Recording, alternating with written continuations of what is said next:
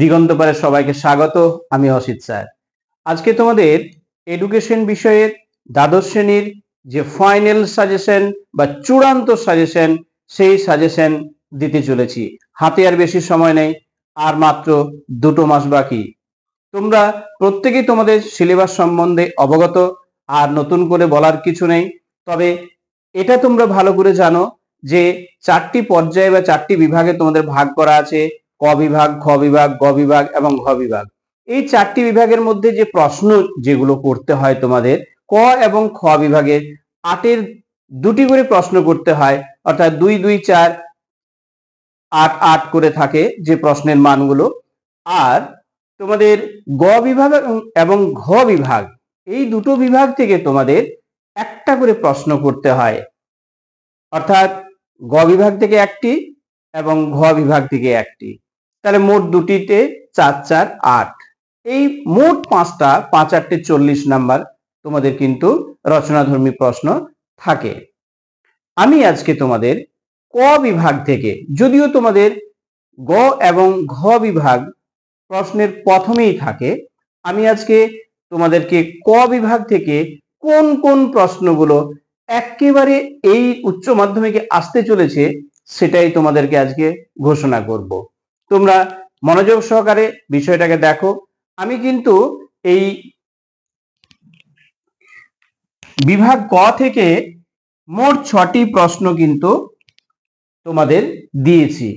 বলবেন স্যার 6টা প্রশ্ন?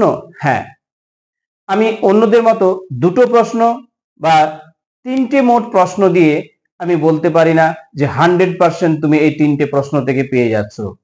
কারণ যদি তুমি না পাও তাহলে কিন্তু তোমার পরীক্ষায় নষ্ট। আমি বলছি যে 6টা প্রশ্ন দিয়েছি, এই 6টা প্রশ্ন থেকে কিন্তু তুমি 2টো প্রশ্ন পাবেই। ভালো করে লক্ষ্য করো। আমি এই 6টা প্রশ্ন দেওয়ার পেছনে আরেকটা কারণ যে আছে, সেই কারণটা অবশ্যই আমি বলবো।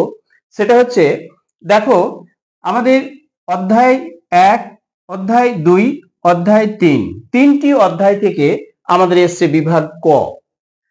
এই ক বিভাগের 3টি অধ্যায় থেকে তোমাদের কিন্তু প্রশ্ন একটা একটা করে হবে এবং 2টি প্রশ্নের উত্তর তোমাকে করতে হবে। তাহলে কি আছে? একটা শিখন কৌশল এবং শিক্ষায় রাশি বিজ্ঞান। এখানে বলি যে এখান থেকে 3টি প্রশ্ন থাকবে, 2টি প্রশ্ন তোমাকে করতে হবে। যদি কারো রাশি বিজ্ঞানটা মনে হয় যে খুব কঠিন, কিংবা আমি অঙ্কগুলো করতে পারছি না, বা আমার অনেক বেশি সময় লেগে যাবে, তাহলে বলবো রাশি বিজ্ঞানের অঙ্ক যদি করতে না পারো, তাহলে যে 2টো প্রশ্ন শিখন এবং শিখন কৌশল থেকে থাকে, এই 2টো প্রশ্নই কিন্তু তুমি এই 6টা আমার দেওয়া প্রশ্নের মধ্য থেকে কিন্তু পেয়ে যাবে। যদি বিশ্বাস থাকে তাহলে এই 6টা প্রশ্ন করে দেখো, এবং আমি আরো পরবর্তীকালে যে বিভাগগুলো থেকে সাজেশন করে দিচ্ছি, এগুলো তুমি একটা স্ক্রিনশট নিয়ে রেখে দিও, পরীক্ষা শেষে তুমি মিলিয়ে নেবে। তাহলে আসা যাক, আমি যে প্রশ্নগুলো তোমাদের দিয়েছি সেই প্রশ্নগুলো সম্বন্ধে একটু আলোচনা করে নিই।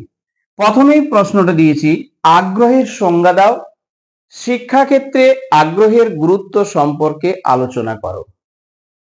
দ্বিতীয় প্রশ্ন যেটা, প্রেরণা কাকে বলে, প্রেরণা চক্রের বর্ণনা দাও এবং প্রেরণার শিক্ষাগত গুরুত্ব কি।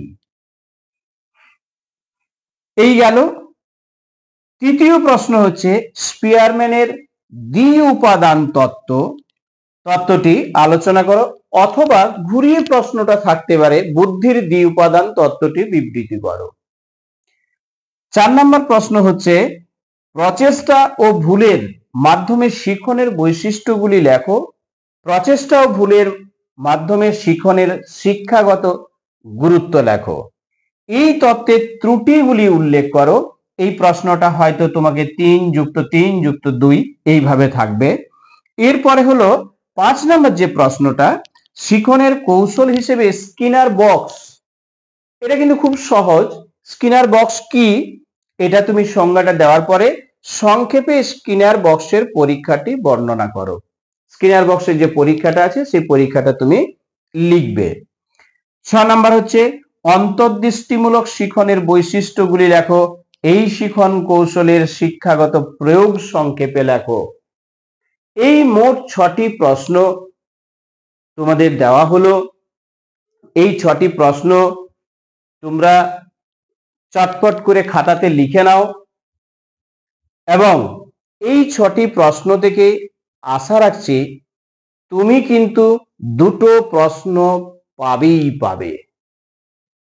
তবে আমি ক বিভাগ থেকে প্রশ্নগুলো দিলাম, এরপর আমি খ বিভাগ এবং গ ও ঘ বিভাগ আর দুটো পাতে আমি প্রশ্নগুলো তোমাদের দেবো।